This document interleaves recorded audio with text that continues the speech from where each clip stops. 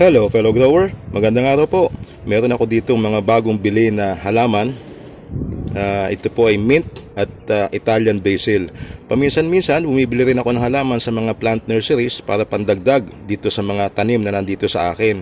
So kagaya na nga ng mint, wala akong mint ngayon. So eto, magdadagdag ako sa aking bakuran.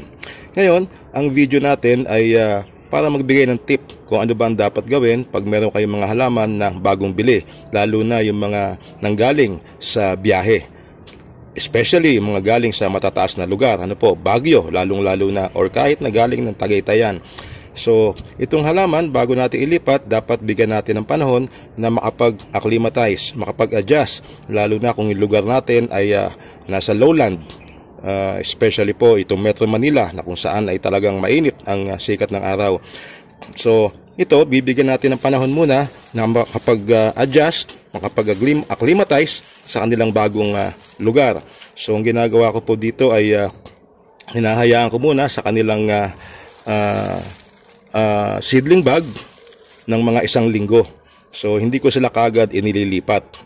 Sa ganung paraan ay may iwasan natin na madagdagan yung stress na nararamdaman ng halaman sa pagkakabiyahe sa kanya at pagkaka-introduce doon sa panibagong location na mas iba ang klima in particular. So ilalagay ko lang muna sila doon sa hindi masyadong nasisikatan ng mainit na araw. So morning sun is very ideal sa ganitong bagong dating parang sila sa aking lugar. So mga 1 linggo po yan na morning sun lang muna ang ipaparanas ko sa kanila para totally makapag-adjust dito sa aking lugar. Pag kasi agad-agad nating inilipat ito sa kanilang permanenteng taniman, magkakaroon ng ibang lupa na gagamitin sa kanya. Mapuputulan pa ng ugat sa paglilipat natin, makakadagdag yung sa stress.